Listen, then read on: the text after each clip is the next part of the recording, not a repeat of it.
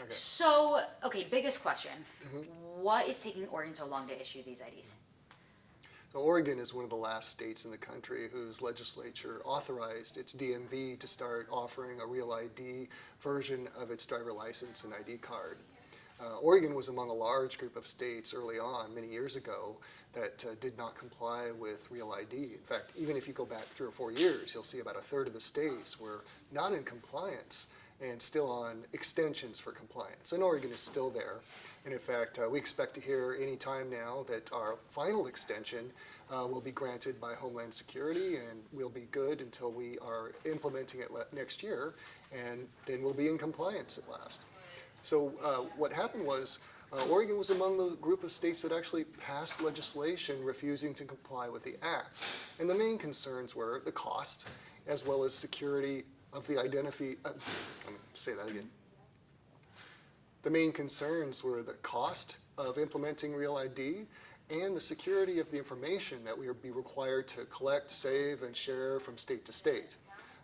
Those concerns have gradually faded over time, and all states have started to come on board. When Oregon decided to come on board, that was in the 2017 legislative session. And by that time, Oregon had already started a process of replacing its decades-old computer system with a totally new system. And in fact, it was right around the same time that the legislature passed that bill allowing us to go forward with Real ID that we were signing a contract with a vendor that was going to build our new system. And by that time, we had many pieces already under construction. So for example, one thing you notice is that since last winter, we have a new ID card design. Now that was a regular scheduled update of the card design. We update the security features every several years to keep up with the technology, so it's hard to tamper, hard to counterfeit, hard to alter. So we built that first, finished that project last winter, and we created a space for the Real ID star. That'll be in the upper right corner for people who obtain cards that comply. So that piece is completed. We also have completed, in January this year, part of the computer system. The vehicle registration and titling system is completed and was installed in January. So the next and last piece is the biggest piece, the driver licensing system. It's much bigger and more complex. It not only issues driver licenses and ID cards, maintains the driver record. It suspends drivers, reinstates drivers, takes court orders to suspend or reinstate. It does a lot of things. It's a very complex program. So we're on schedule to have that go online in July of 2020. Well, the legislature, when they passed our law allowing Oregon DMV to comply, they realized we were in the middle of that, and they saw that we had broken the project down. It's a huge, huge IT project, and we broke it down into pieces so that we could make sure each piece works before we move on to the next. The legislature saw that and did not want to interrupt that process because it is moving successfully. So instead of building Real ID into the old system, this is a very old mainframe-based COBOL system from the 60s and 70s that's been running beautifully, but it's a lot harder to work with in the modern system. So instead of taking a year or two to try to get Real ID into that system, if we just go one more year and build it into the new system together, that was much more effective, much more cost-effective, didn't really add much to the scope of the project. However, it does add some additional requirements. Among the biggest requirements are, to qualify for a Real ID card, you need to bring your documents that prove your identity, your legal presence in the United States, your social security number, and your address. You need to bring them again, even though you've already brought them and proved your citizenship maybe years ago now, or proved your social security number.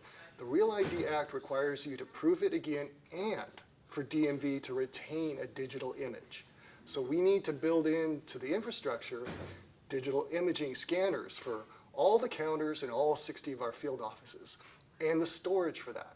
There are several other requirements, including hiring and training additional staff. We're going to get 49 new people to have on board by, excuse me, we're going to hire 49 new people to have on board in addition to our current staff by next July. So we need to get them hired, get them trained on the new system in time for July's rollout. So that's all those things are built into the cost.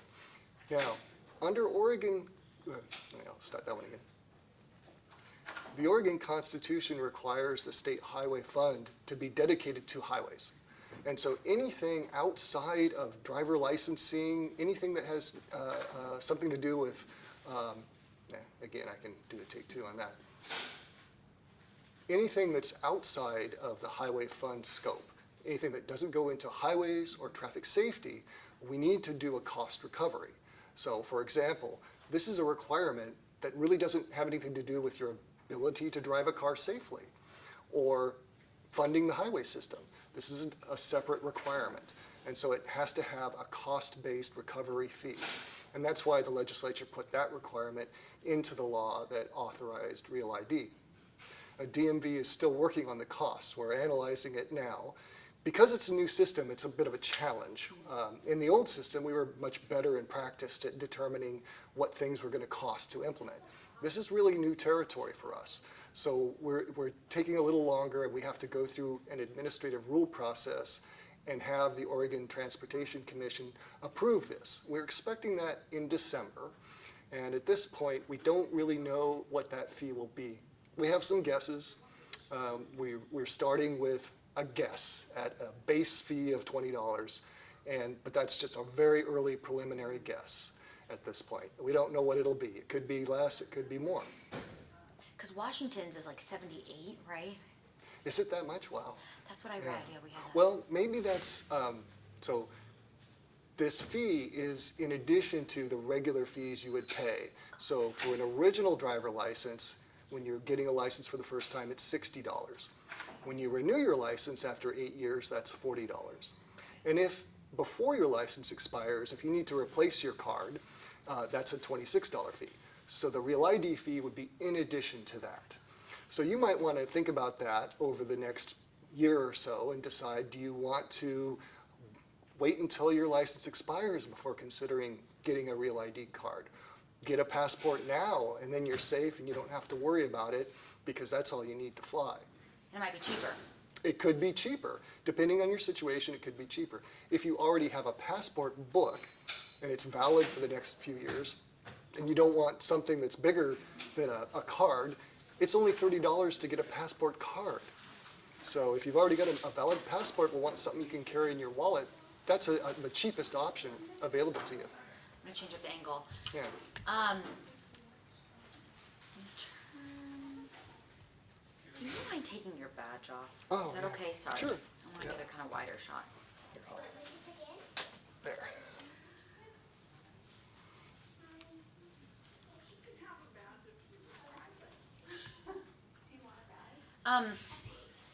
In terms of going back a little bit to the legislation, so it was like 2009 that they passed legislation saying we're not going to do this, and it was That's right. because of the cost and the security issues. Right. And then in 2017, what caused them to finally be like, okay, we'll comply? So in recent years, the Department of Homeland Security set hard deadlines, including October 1, 2020. I'm not sure exactly when that was, but that was recent. That wasn't in the original bill back in the early 2000s.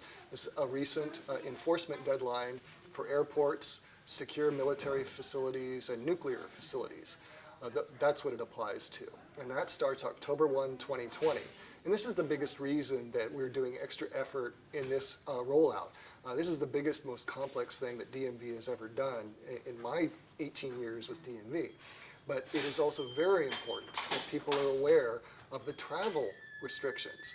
In other words, this has nothing to do with DMV. If you don't even have a driver license and you're going to fly, you're going to need to have ID that will get you on a plane. Well, why did the legislature like finally decide to do this? Though, was it because other states said we're all doing it? Like, what was the spur for that? I think it was a combination of things. I think Oregon watched as other states chose to get on board with Real ID and start their compliance process. And Homeland Security remained firm that October 1, 2020 would be a hard deadline and they weren't going to allow any more extensions. So I think the legislature at that point decided, okay, it's time to get on board. We can resolve the cost issue, we can resolve the security issue with the new technology that we have, and follow the model of other states in these things too. And then because of the IT overhaul compounding that, it's just extended it. They had no. Do you think that and I'm going to move this again. Yeah. Stay right there. I'm going to get this angle. Do you think that the DMV could have issued Real ID licenses any sooner than July 2020? Well, with the authorization coming in 2017, there's no way we could do it sooner. To build it into the old system, it would require stopping our current process of building the new system. And we're under contract and on a schedule to do it in the right sequence to make it a successful project. So this actually ensures the success of that project. To build something new into the old system could take a couple of years. Imagine it is a single program of something like 1 million lines of COBOL.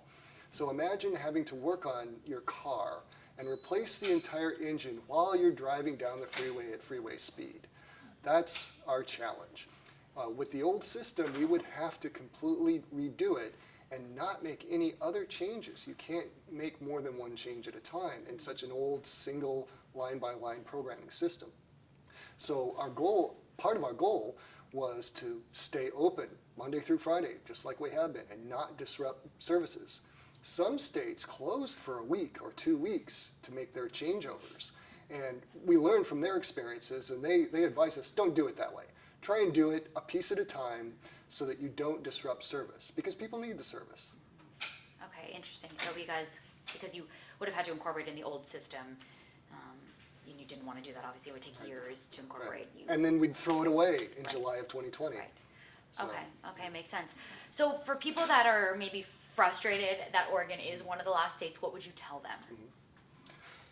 I would suggest that you think about your situation. Everyone's situation is different. If you never travel by air, you don't have to worry about this at all, because the only change that's coming is October of 2020, when TSA will start requiring a Real ID compliant card or other federally acceptable ID. And if you have a passport already, like more than a third of Oregonians do, you're already covered. And getting a passport might be a good idea. So one of the situations that we're aware of is there are people who never travel by air, or they go years and years, and then one day, hey, I'm getting married in Hawaii, or in Vegas or something, and I bought you a plane ticket. You better hurry up and deal with that, or maybe a better way to phrase that. If you think that's possible, you might want to get a passport now so that you're covered for now, and they're valid for 10 years. Right. Do you know, we had a question in about Nexus. Like there's other identification that is allowed. Good point. Yeah. And like we don't have enhanced IDs here like Washington, right? Right. So what are some other options people might have? I'm hoping I have 11% on this battery. What are other options people have? So it's really important to check tsa.gov for the other documents that they'll accept. So in addition to a passport, they'll accept military ID cards. There's a global travel card that the State Department issues as well that they'll accept. And there's some other ways that you can get through airport security. In fact, think about this. If you're on a trip somewhere and you lose your wallet and you have no ID, you could still get on a plane.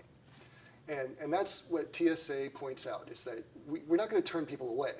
You just have to go through a longer process if you don't have one of the forms of ID that gets you through the regular security checkpoint. It's a longer process, so you could miss your flight if you don't arrive early enough. Now, of course, we don't want customers to experience that inconvenience. The TSA doesn't want that, and customers don't want that. So it's better to think ahead and be prepared in advance and see, do you now have something that'll work? And if you don't, think about getting it now. Right. Yeah, I'd never heard of Nexus before, but some people had messaged us. Yeah, I don't know about that one, but yeah, check out tsa.gov. It's one of the, I wrote it down, it's one of the DHS Trusted Traveler cards, like Global Entry. Okay, like Global Entry. That's it. That's the one I was trying to think of. Yeah, so it might be like cheaper than Real could ID. be. It could be, yeah. So that's something. Yeah. Yeah, that's interesting that Oregon law wouldn't even allow to comply. Like it wasn't like, oh no, we're not going to. It's like we couldn't allow it. Oh, well, that was actually, many states did that. If you recall, the law was passed in 2005. At that time, we were heading into the Great Recession. And by 2008, 2009, many states balked at the cost, an additional cost of a federal mandate as we entered the Great Recession. So Oregon was not alone in actually refusing to comply based on the cost and the recession issue. And some other states also passed legislation saying don't spend any money on this until we resolve these issues. Makes sense. I think that basically, I know some people are like, you guys have had over 7 years to get this done, but Yeah. technically you haven't because That's of correct. the legislation. One question we got, I'm gonna change up the angle again. One question we got was, why can't Oregon mail us the new license? We've already provided proof or when we had to Right. renew. So the Real ID Act requires us to keep a copy of your source documents that prove your legal presence, your identity, that's birth, certificate, naturalization documents. A passport will do it. We'll accept a passport as proof of legal presence. So but we have to keep an image of it on file for 10 years. That's a requirement of the Act. So unfortunately, even though Oregonians have been through that and they've proved their identity, proved their lawful status in the country, the Act requires us to keep a copy of their documents. So they've got to come back in if they want a real ID. And you guys didn't take images of them when you guys No. rolled out the new IDs. It's only starting July 2020 when you start issuing, will you make copies? That's correct. Oregon DMV has never been required to make copies of customer documents. We look at them, we verify them, and we hand them back to the customer. We don't keep copies. So we have to build the ability to make copies and store them securely. That's a big piece of the project. That's not in place yet, obviously. And it's not in place yet. That will be in place when we roll out the new driver system in July. Okay. I think that pretty much covers it. I mean, those are the questions and similar ones that I asked you over the phone last week. Mailing, why is it taking so long? Does this replace getting a passport? No. Because this is just for domestic travel too. Yes, this changes for domestic travel. Obviously, when you travel overseas, you need a passport, or if you're going to Canada, you can use a passport card. But it is important. It does affect everybody because if you're a frequent traveler, you have a passport, and you're in the habit of leaving your passport at home because you're flying domestically this time, you got to bring it starting October of 2020 as a way to get on a plane. Another question. Okay, that pretty much covers it. I don't know if you know much about I know you don't want to speak for Washington, but they have their enhanced driver's Right. licenses, and that's just for domestic and land and sea travel to Canada and Mexico. Yeah, their enhanced driver license is it's a little different. I think they had other things in mind when they created it in Washington. But I do know the Washington enhanced driver license is also Real ID compliant. And so, of course, Portland Airport serves many customers in Southwest Washington. And so it's important that they bring their enhanced driver license. And I'm sure they're hearing that from their Department of Licensing, too. Right. Awesome. Is there anything else I'm forgetting to ask that maybe you guys didn't touch on in the press conference or that you want to ask? I'm not sure if we got to this. I know we mentioned, let me know when you're ready. One more time. Just a change of the angle. Yeah.